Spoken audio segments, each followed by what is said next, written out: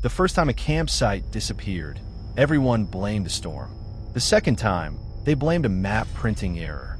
By the third full moon, nobody was making excuses anymore, because I was standing inside campsite 14 when it vanished. And when it came back the next morning, there were fresh tire tracks leading into it. The problem was there had never been a road. If you're ever camping in Pine Hollow State Forest and a ranger tells you your reservation has been moved because of wildlife activity, pack your gear and leave. Don't argue. Don't ask for a refund. And whatever you do, don't stay until the moon rises, because every full moon, one campsite disappears. If you're inside it when that happens, you don't disappear with it. You go somewhere else. I've worked as a park ranger for Pine Hollow State Forest for just over 7 years. It's the kind of place families love. 3 lakes, 2 campgrounds, miles of hiking trails, fishing docks, cabins. The kind of forest where kids chase squirrels while their parents burn marshmallows. At least, that's what visitors see. Rangers see something different. We notice which birds stop singing on certain nights. We notice which trails never need maintenance because nobody actually walks them. And we notice patterns. Patterns tourists never stay long enough to recognize. The oldest pattern in Pine Hollow happens once every month, always on the night of the full moon, always exactly 43 minutes after moonrise. One campsite disappears, not burns down, not collapses, not get closed. It simply stops existing. The first time I heard that story, I laughed. I was 26, fresh out of the academy. Thought every old ranger had one ghost story they used to scare rookies. Mine just happened to involve disappearing campsites. The ranger who told me was Martha Ellison. She worked Pine Hollow longer than anyone else. 34 years. She knew every trail, every creek, every tree struck by lightning. She handed me a weathered notebook during my first week. The cover simply read, "Full Moon Log." I flipped through it. Every month had a single entry. April, Site 8. May, Site 17. June, Site 2. July, Site 21. Dozens. Hundreds. Years of entries. One campsite every month. What is this? Martha answered without looking up from her coffee. Our schedule. I laughed. No, she didn't. You'll understand after your first moon. I didn't believe her. Not until September. The campground was completely full. Weekend reservations. Families. Campfires everywhere. Kids riding bicycles through the loops. Nothing unusual, except one thing. Around 4 that afternoon, Martha quietly removed the reservation tag from campsite 14. Then she locked the gate. A father walked over immediately. "Excuse me, we reserved that site." Martha smiled politely. "I'm moving your reservation." "What?" "Maintenance. I don't see anyone working." "You won't." He complained for nearly 10 minutes. Eventually accepted Site 16 instead. I pulled Martha aside afterward. "What maintenance?" She looked towards Site 14, the kind that only happens tonight. At sunset, she gathered every ranger. Only 6 of us. Small station. Small staff. She laid a folded map across the picnic table. Every campsite had been circled except one. Site 14. Nobody enters after dark. She looked directly at me. "Especially you." I rolled my eyes. "So that's the haunted one?" Nobody laughed. Instead, Martha crossed Site 14 off the map with a thick black marker. "It doesn't exist after moonrise." The words settled over the group like cold rain. Even the veteran rangers looked uncomfortable. I finally asked the obvious question. "If it disappears, where does it go?" Martha hesitated, then quietly answered, "We've never found out. Because nobody stayed." Her expression changed. Because the ones who stayed came back somewhere else. Moonrise that evening was scheduled for 8:16. By 8 o'clock, the campground had gone strangely quiet. Not silent, just emptier. Families packed away chairs. Children stopped playing. People who'd camped here before quietly zipped their tents and stayed inside. Nobody had been told anything. Yet somehow, they all knew. At exactly 8:14, every ranger checked their watches. Nobody spoke. 8:15, the forest wind died completely. Even the insects stopped. 8:16, nothing happened. I smiled. "See, Then every flashlight in the campground flickered once. Exactly once. The moon cleared the tree line, bright enough to cast sharp shadows across the clearing. Somewhere far across the lake, a dog began barking, then suddenly yelped, then went silent. Martha slowly whispered, 43 minutes. We waited. Nobody moved. Nobody talked. At 8:59, my radio crackled. Not dispatch, not static, just breathing. Slow, steady. Someone standing very close to the microphone. I picked it up. Dispatch. The breathing stopped. A woman's voice quietly whispered, someone's camping there. Then the radio went dead. I looked towards Site 14. The gate was still locked. The fire ring was cold. The picnic table sat exactly where it always had. Empty. Then, a campfire appeared. 1 second, nothing. The next, orange flames danced inside the fire ring. Someone was sitting beside it, facing away from us. None of us had seen them arrive. Martha's face drained of color. She whispered one sentence. The sentence every ranger in Pine Hollow fears hearing. Nobody checked the bathrooms. Nobody moved. For several long seconds, every ranger just stared at the fire burning inside campsite 14. It shouldn't have been possible. We had closed the gate 3 hours earlier. I'd personally walked the entire campsite before sunset. Nobody had been there. No tent, no car, no sleeping bag, nothing. Now a fire crackled in the darkness, as though someone had been camping there all evening. The figure sitting beside it never moved. Martha turned toward us. Attendants. None of us understood. Now, one by one, we answered. Caleb, Helen, Tom, Ryan, Martha, Derek. 6 voices. 6 rangers. Everyone present. Only then did Martha seem to relax. Just a little. Why do we just do that? I asked. She ignored me. Instead, she looked toward the campground restroom building.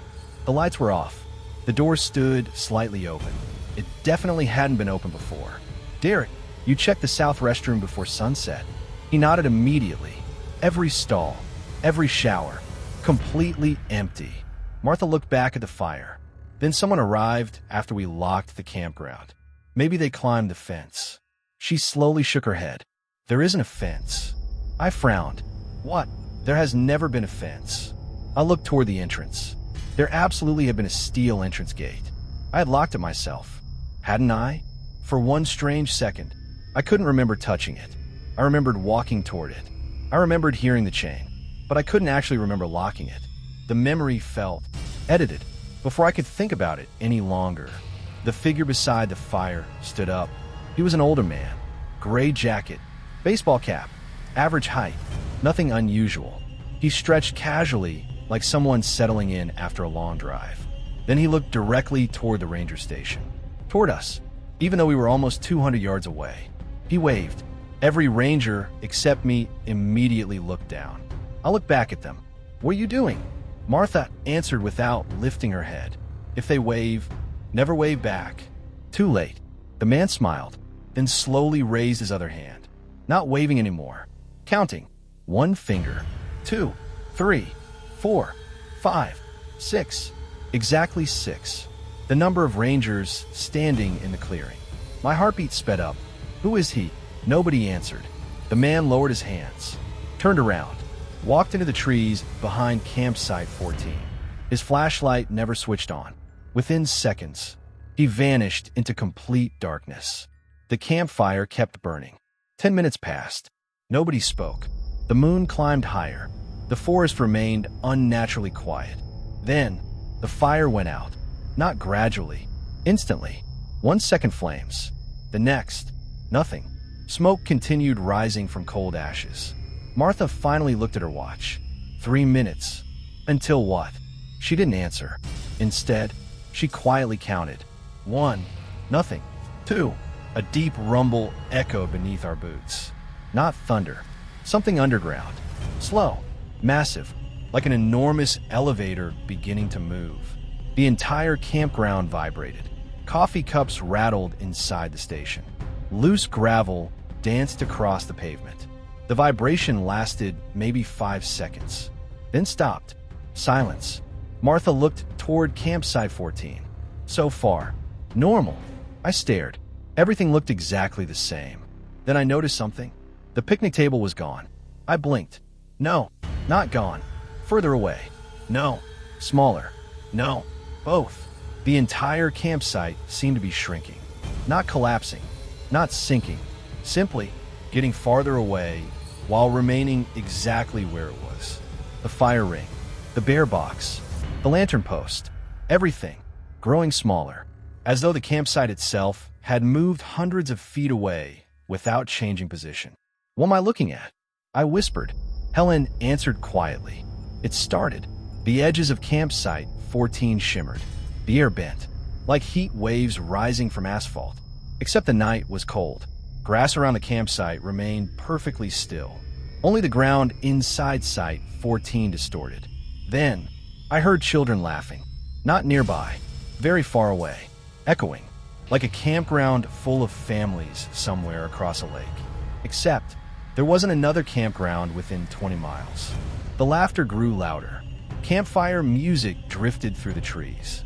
Someone slammed a truck door. Dogs barked. People talked. Dozens of voices. Hundreds. It sounded like an entire campground had appeared inside Site 14. Yet all I could see was an empty patch of dirt. The air suddenly smelled different. Fresh charcoal, hot dogs, pine smoke, bug spray, the unmistakable scent of summer camping. Except, it was September, and Site 14 had been empty. A flashlight appeared, floating. No person holding it. Just a beam sweeping slowly across invisible tents. Another light answered from farther back. Then another. Soon dozens of unseen campers seemed to be walking around inside the disappearing campsite. I couldn't see them. Only their lights. Only their voices. Then, someone screamed. Every sound stopped instantly. One flashlight dropped to the ground. Rolled once. Went out. Complete silence returned.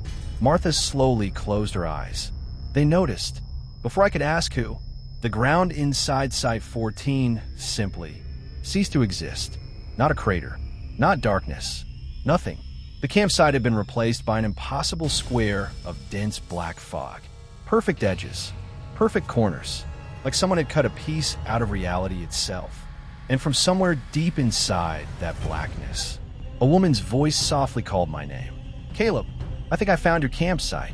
Every instinct I had told me to answer. The voice sounded terrified, lost, human. It wasn't screaming. It wasn't threatening. It sounded exactly like someone who'd wandered off the trail and finally spotted another person. Caleb, please. I took one step forward. Noah's hand slammed in my chest, so hard I nearly fell backward. Don't. It's someone trapped in there. No. She knows my name. Exactly. The black square where campsite 14 had been remained perfectly still. It wasn't darkness. Darkness reflects light. This thing didn't. Our flashlights vanished against it. The moonlight disappeared before touching it. It was less like looking into a shadow, and more like looking at a place where light had been deleted. The woman's voice came again. Closer. So cold. I can't find the road. Helen's face went pale. Do you recognize that voice? I shook my head. No. She did. I could see in her expression. Before I could ask, another voice spoke from inside the blackness. A man's voice. Older. Calm. You'll get used to it. Then another. You stop counting after a while. Another. Don't let them give you a map. Another. The moon always lies. Dozens of voices. Men. Women. Children. None talking to us. Talking to each other. Like we were listening through the wall of another world. Then, everything stopped. Every voice. Every sound. A single flashlight beam appeared inside the darkness. Very far away. Walking toward us. Crunch. Crunch. Crunch. Footsteps. Slow. Measured. Closer every second. A figure slowly emerged from the black square. My heart nearly stopped. It was a park ranger. Uniform. Duty belt. Radio. Flashlight. Exactly like ours. He looked exhausted. His clothes were filthy. One sleeve had dry blood on it. His beard had grown unevenly. He stared at us with bloodshot eyes, then smiled. Not happily. Relieved. Oh, he whispered. It opened again. Nobody moved. The ranger looked around. His expression changed. Confusion, then disappointment. "No," he said quietly. "This isn't my year." I felt ice run through my veins. "What?" He ignored me. Instead, he looked directly at Martha. "You've gotten older." Martha looked like she'd seen a ghost. "What is your name?" The ranger answered immediately. "Daniel Reeves." Helen gasped. I looked at her. She whispered, "He disappeared here in 1998. The ranger frowned. "No, I disappeared yesterday." He held up his watch. The crystal was cracked. The hand had stopped at exactly 9:42. My truck broke down. I followed a light. I found an empty campsite. I woke up. He looked back toward the black square. "There." Silence. Martha slowly asked, "What year do you think it is?" He laughed. "Very funny." "What year?" 1998. Nobody answered. His smile slowly faded. "No." Helen quietly took out today's newspaper from the ranger station office. She walked halfway toward him, never crossing the edge where Site 14 had been. She held up the front page. The ranger stared. His breathing became faster. "No." He looked at us, then back at the newspaper, then at the moon. "No." He whispered. He began backing away, slowly, shaking his head. "No." Behind him, something moved inside the darkness. Not toward us, toward him. A hand appeared on his shoulder. Gray, thin, far too long. The ranger froze. He didn't turn around. He simply whispered, "It found me." Then the hand gently pulled him backward. He fought for exactly 1 second. Then he stopped resisting, almost like he'd suddenly remembered something. He looked at me one last time. "If it asks, don't tell it your birthday." The darkness swallowed him whole. The black square vanished instantly. Campsite 14 returned. Fire ring, picnic table, lantern post, everything exactly where it had been. Except one thing. Fresh boot prints covered the dirt. Hundreds of them, all leading out of the campsite. None leading in. Every print was made by the same ranger boots. Daniel Reeves boots. Then I noticed something even worse. Mixed among those hundreds of tracks was one fresh set that hadn't been there before. Mine. The problem was, they started in the center of Campsite 14 and walked directly toward where I was standing, as if I'd already come back. I stared at the footprints until my vision blurred. They were mine. Same boot size, same worn tread on the left heel. Even the small notch I'd cut into the sole after stepping on barbed wire last spring was there. There was no way to mistake them. The tracks began in the middle of Campsite 14, walked calmly across the dirt, stopped exactly where I was standing, as if I'd already completed the walk. I hadn't taken a single step. I instinctively looked down. My boots were clean. The tracks weren't. Fresh mud clung to every print. Dark gray mud, not the reddish soil of Pine Hollow. Something else. Something that smelled faintly like stagnant water. Helen whispered. Nobody move. Noah crouched beside the nearest footprint. He didn't touch it. He never touched anything connected to the disappearing campsite. Instead, he studied it for several long seconds, then quietly asked me, "When was the last time you dreamed about this place?" "What?" "You heard me." I frowned. "I haven't." He looked disappointed. "You have. You just don't remember anymore." Before I could argue, my radio crackled. Except, my radio was still switched off. I slowly unclipped it from my vest. The display remained dark. No battery icon. Nothing. Yet a voice came through the speaker. My own voice. "Don't follow me." My heart stopped. The recording continued. I already made that mistake. Every ranger looked at me. Not suspiciously. Sadly, my own voice sounded older. More tired. Like someone who hadn't slept in weeks. If you're hearing this, the campsite has started remembering you. The transmission ended. The radio went dead again. I couldn't breathe. I never recorded that. Noah answered immediately. "I know." "Then who did?" He looked me straight in the eyes. "You." The temperature dropped so suddenly that our breath became visible. It wasn't a normal nighttime chill. It was instant, like someone had opened the door to a freezer. Every lantern in the campground flickered. Campfires across the loops dimmed at exactly the same time. Visitors began stepping out of their tents, confused, looking toward the moon. One little girl pointed toward Site 14. Her mother immediately grabbed her arm. pulled her inside, zipped the tent shut, without even looking, like she'd practiced it before. Martha cursed under her breath. They stayed outside too long. What happens now? She didn't answer. Instead, she looked toward the reservation board near the campground entrance. I followed her gaze. The board listed every occupied campsite, site numbers, family names, arrival dates, departure dates. One line slowly disappeared. Not erased. The letters simply faded. Site 14, blank, gone. Then another line faded. Site 9. Helen frowned. That wasn't supposed to happen. Martha looked genuinely frightened. No, it wasn't. A third line disappeared. Site 22, then a fourth. Within seconds, every campsite number on the reservation board vanished. Only one remained. Site 14. Nothing else. No names. No loops. No campground map. Just one campsite. My stomach turned. The reservation office lights suddenly came on. Every window glowed warm yellow. Except, the office had been locked for over an hour. Nobody should have been inside. Someone walked past the front window. Silhouette only. Ranger uniform. Another silhouette followed. Then another. 5, 6, 7. Too many. Far more rangers than Pine Hollow employed. They moved naturally. Talking, laughing, carrying coffee. Completely unaware of us watching outside. Then, every single one stopped at exactly the same moment. Slowly, they all turned toward the window. Toward us. I couldn't see their faces. Only dark outlines. Then one of them lifted a clipboard, pressed it against the glass. Large black letters covered the page. Who's missing this time?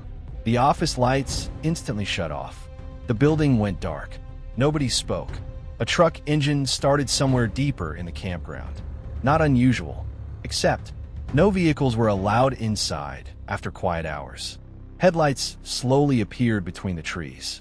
An old Park Service pickup, green, rusty, mud covering the doors. It rolled toward us at walking speed. No driver. The steering wheel turned by itself. The truck stopped directly beside Site 14. Engine idling. Driver's door slowly creaked open. Something climbed out. Not a person. Just boots. Ranger boots. Standing on the gravel. Then ranger pants appeared, as if an invisible body was putting on a uniform one piece at a time. A duty belt. Radio. Badge. Hat. The uniform stood there. Perfectly empty. No face. No hands. Nothing inside. Then the empty ranger slowly turned toward me. Its radio crackled. My own voice came through again. Caleb, you're late for your shift. The empty ranger took one slow step toward me. Gravel crunched beneath boots that contained nothing. No legs. No weight. Just a sound. Every instinct screamed at me to run. My body refused. The radio clipped to its empty shirt crackled again. My voice spoke calmly. Morning briefing starts in 5 minutes. The tone was casual. Routine. Like I had said those exact words 100 times before. I never said that. Noah answered quietly. You will. The empty ranger stopped less than 15 feet away. The moonlight passed straight through the sleeves. The uniform wasn't invisible. It was vacant. Like whoever had worn it had simply been erased. Then the badge caught the light. I froze. The engraved nameplate read, Ranger Caleb Mercer. Helen looked at me. No. She whispered it so softly I barely heard. The empty ranger reached into its shirt pocket, pulled out a folded incident report, held it toward me. Don't touch it, Martha snapped. I obeyed. The paper slowly slipped from the empty sleeve, drifted onto the gravel. No wind. It simply landed at my feet. The uniform stepped backward. 1 step, 2, 3, then quietly walked into the darkness beyond campsite 14. Within seconds, it disappeared. The truck remained, engine still idling, driver's door hanging open. Nobody moved until Martha carefully walked around the paper. She never stepped over it, never touched it. She simply leaned close enough to read. Her face lost all color. What?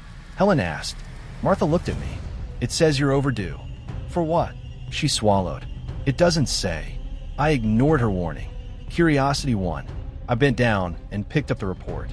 The paper felt warm, almost alive. Across the top was the official National Park Service logo. Everything looked authentic. Incident number, weather conditions, search area, personnel. Then I reached the final page. The reporting officer was listed as Caleb Mercer. The incident summary contained only one sentence. Subject failed to remember previous assignment. Memory reset initiated. A cold pressure built behind my eyes. Suddenly, images flashed through my mind. Not memories, fragments. Standing in front of the same campground. Different uniforms, different trucks, different seasons. Same moon, same campsite. Again, again, again. I dropped the report. The visions stopped instantly. Helen grabbed my arm. What happened? I think. I couldn't finish because I wasn't sure the words were true. Then something impossible happened. Visitors began leaving their tents. Every single one. Families, couples, children, hundreds of campers. They walked silently toward the center of the campground. Not speaking, not looking around. Their faces completely blank. Martha cursed. Not again. What are they doing? They're answering roll call. No one had called them. No announcement. No alarm. Yet every camper formed neat lines facing campsite 14. Perfect rows. Like soldiers. A little boy looked up at his father. When we go home, his father answered without emotion. When they count us. The boy nodded, as though that made perfect sense. Then, everyone stopped moving. At exactly the same moment, the forest became completely silent. Even breathing seemed louder. A bell rang. One clear metallic tone. Somewhere deep in the trees. Nobody reacted, except the campers. Every single one quietly answered. Present. Hundreds of voices. Perfectly synchronized. Another bell. Present. Another. Present. The sound rolled across the campground like a prayer. Then, the bell rang one more time. Nobody answered. Instead, everyone slowly turned toward me. Not just the campers. Helen, Martha, Noah, every face, every pair of eyes, looking directly at me. Their mouths open together. Caleb, the voice wasn't theirs. It came from somewhere underneath, all of them. Deep, ancient, patient. You're absent. The ground beneath my boots vibrated. Campsite 14 disappeared again. But this time, it wasn't the only one. Site 13 vanished. Then Site 12. Then 11. One after another. Entire campsites folded into black squares. Like pages being removed from a book. Within seconds, half the campground no longer existed. The campers standing inside those disappearing sites never screamed. They simply weren't there anymore. The lines remained perfectly straight, even with hundreds of people missing. My radio burst to life again. Not my voice this time. A woman I'd never heard before. Crying, barely whispering. If you're Ranger Mercer, please don't finish the count. Static. Then one final sentence. That's how it learns how many people are real. The words echoed in my head long after the radio went silent. That's how it learns how many people are real. I looked across the campground. Half of it was gone. Not destroyed. Not hidden. Simply erased from the world. Black squares sat where campsites had been only seconds earlier. Perfect. Silent. Patient. The campers who'd vanished hadn't screamed. They hadn't run. It was as if reality had quietly decided they no longer belonged here. Then I noticed something even worse. The people still standing in line hadn't reacted. Parents hadn't called for missing children. Children hadn't cried for missing parents. Nobody seemed to realize anyone had disappeared. They all continued staring at me, waiting. The bell rang again. One slow metallic chime. Every remaining camper answered together. Present. Noah grabbed my shoulder. Don't speak. What happens if I answer? His grip tightened. I've never stayed long enough to find out. Another bell. Silence. Then, my own mouth began moving. I wasn't speaking intentionally. My lips simply parted. Air filled my lungs. A single word pushed toward my tongue. Pre. Helen slapped me across the face. Hard. The word died before it escaped. What the hell? You almost answered. She looked genuinely terrified. I couldn't stop. Neither could I. For one horrifying second, it hadn't felt like my decision anymore. The bell stopped ringing. The campground relaxed. Every camper slowly turned away. Without speaking, they walked back toward their tents. Those whose campsites had disappeared simply kept walking until they reached the edge of one of the black squares. Then they stepped into the darkness and vanished. No hesitation, no fear, like they were going home. Within 2 minutes, the campground was empty again. Only 6 rangers remained. Noah checked his watch. 9:18. He frowned. What? I asked. It should be after midnight. Helen checked hers. 9:18. Mine read 2:47 a.m. I blinked. It changed. 9:18. Changed again. 4:03 a.m. Then, September 19th. Then, September 18th. The date flickered so fast I couldn't follow it. Martha quietly took my watch. Without asking, she threw it into the nearest black square. The watch never hit the ground.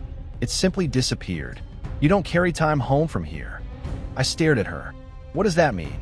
It means, she said quietly, sometimes time follows you. Before I could ask anything else, we heard an engine, not the empty Park Service truck, a different vehicle, closer, moving fast. Headlights burst through the trees. A sheriff's SUV. It skidded into the campground parking lot. Brakes screamed. The driver's door flew open. A deputy jumped out. Mid-30s, uniform soaked with sweat. He looked like he'd been driving for hours. There you are. He sounded relieved. We've been searching all night. I frowned.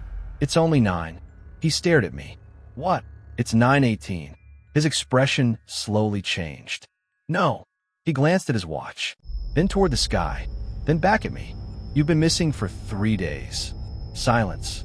Nobody corrected him. The deputy looked at the others. Dispatch lost contact with every ranger. We thought. He stopped talking. His eyes landed on the black squares. What is that? Noah quietly answered.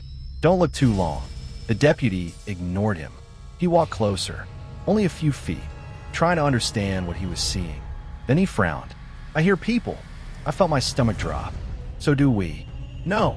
He smiled. They're calling for help. Without another word, he started walking toward the nearest black square. Helen sprinted after him. Stop. She grabbed his vest. He shoved her away. Hard. People are trapped. They aren't people.